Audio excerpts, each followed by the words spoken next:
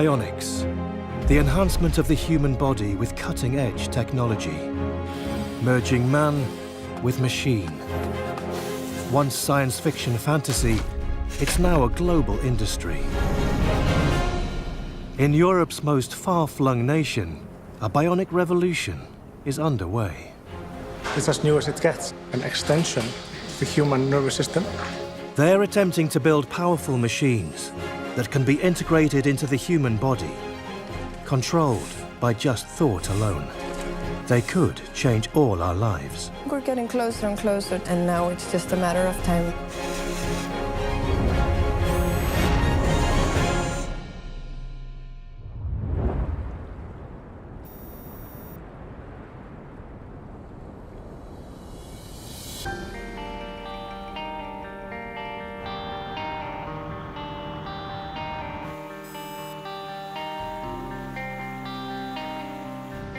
One woman at the forefront of the growing bionics industry is Hilda Einarsdottir.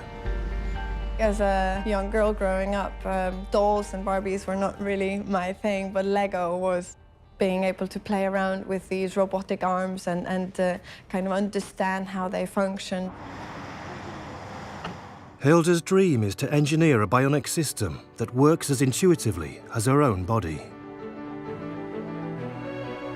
Working with the human body on a sort of biomechanical level, it makes you realize how perfectly created it is. I mean, we have the perfect sample of where we want to get to in terms of function. That's the human leg.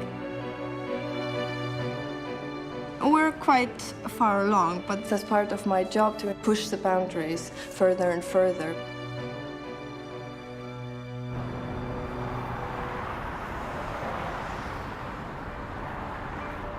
Hilda is part of the team at Össur, one of the many companies involved in this emerging industry. Össur has developed some of the most sophisticated prosthetic limbs on the planet. They are now taking the technology a step further by integrating modern electronics into the human body. They are building the world's first brain-controlled bionic leg, joint by joint. I think you got enough. Okay. 48-year-old Gummy lost his lower leg over a decade ago. Last year, he agreed to take part in an experiment. Gummy had sensors surgically inserted into his stump to link his central nervous system to a robotic ankle. Our subconscious brain controls movement by sending signals to the appropriate muscles. Gummy's implants convert those signals into electrical impulses that then move his bionic foot. Just cool. It's the only thing I can describe with it. It's just amazing feeling. All of a sudden you just sit here and you can go, and you can do this, and you can see your ankle move, just like this one. I can move this one. And I can move this one. Just thinking about it. I know it's strange. Sometimes I even forget I have a prosthetic leg.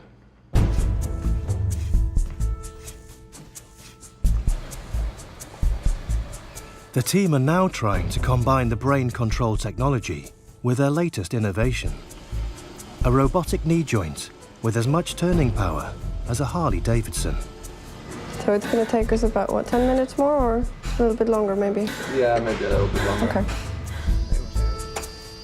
Engineer David Jonsson has been working on the Power Knee for the last 5 years. Yeah, it's probably like a racing car of the prosthetic world. It does give you the power. It compensates for the muscles that you've already lost. So standing up from a chair, instead of having to do it on your sound side, you can do it on both knees or both legs. David is the ultimate bionic engineer.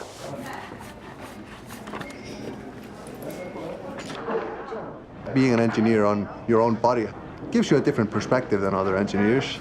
Being able to work on my own leg, trying to improve it and make it do the things that I feel it should do, it's extremely exciting.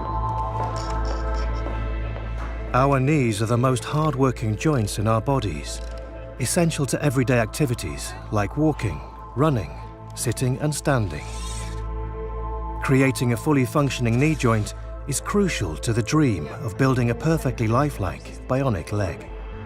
If you had the brain connected to the prosthesis, and you think, now I want the knee to start walking upstairs, and it would just do it for you, just intuitively, as you would if you didn't have the amputation.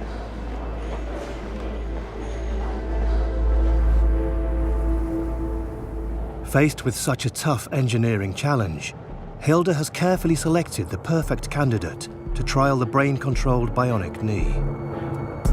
And along with her colleague, she's heading deep into the Icelandic countryside to visit him.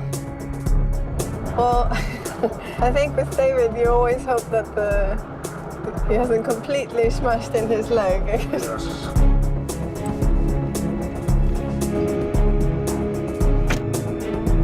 Farmer David Ingvason has a physical job that will push their engineering to the limit.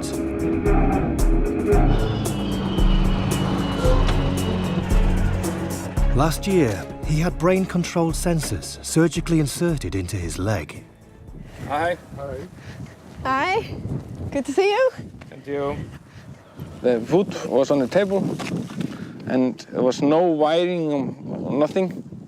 Just some sensors on me and some stuff, and they okay. Now move the food, and I did, and that was amazing. The feeling was really special. I almost get a tear in my eyes. But I'm from Iceland, so we never get a tear in my eyes. Yeah? All right, I'm good when you are. David's sensors will soon be linked to the new bionic knee. And then we speed it up? And he's coming for a fitting in a few days' time.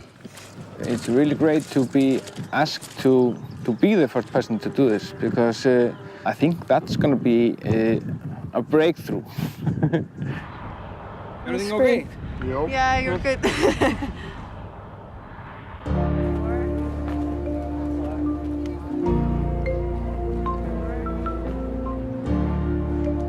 Modern prosthetics are levelling the playing field for amputees. The team at Össur believe their bionic technology also has the potential to reduce the impact of ageing and help us all stay mobile for longer. People are becoming more independent as they grow older, and so people that were maybe sitting on a sofa 20 years ago, they would now be going skiing. So the need for technology to assist and allow that is obvious. 92-year-old Gunnar is the team's oldest test user. 6 months ago, he was fitted with his first bionic leg. It's such a valuable thing for us to be able to work with him on new products, and because he gives us feedback for that kind of age group that we so need to cater for. This shows that you have walked 3 to 4 kilometers an hour. Pretty good for your age. You think so? Yes, I think so. That's about the same speed as me and Hilda walk. No. As our elderly population grows, so will the global bionics industry, extending the life of aging limbs and restoring the function of damaged ones. In the next 5 years alone, the industry is expected to exceed $20 billion in sales. Makes all the difference. All the difference. Keeps you alive.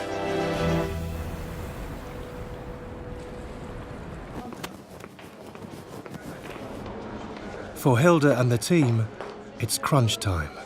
Today we're meeting David the farmer again in order to prepare for when we can connect his brain-controlled device to the powered prosthesis. So that's a really exciting.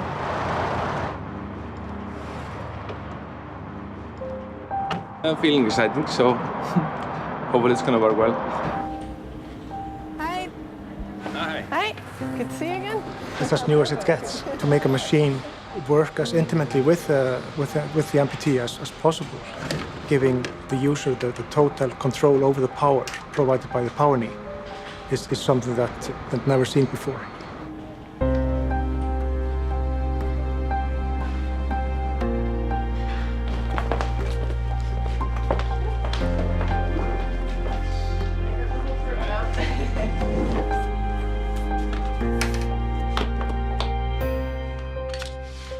We do as much preparation as possible, but you never really know if it's really going to work or not.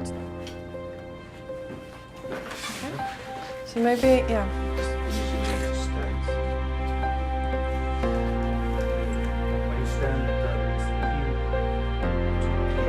Yeah? Or like fix your setting, so we might want to just start off slowly.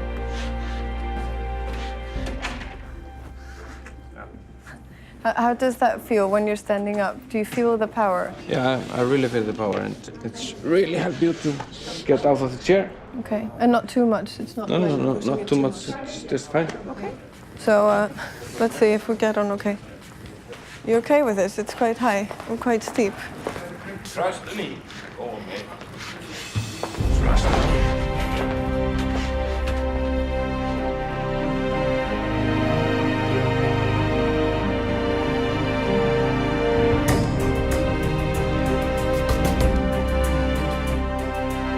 All right.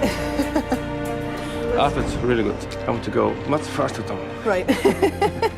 To see him operate the system and make use of it, being the only one in the world doing so, is really brilliant. It's good. We were just scratching the surface of what this technology can do. So I'm convinced that in the next 15 years we're going to see a giant leap.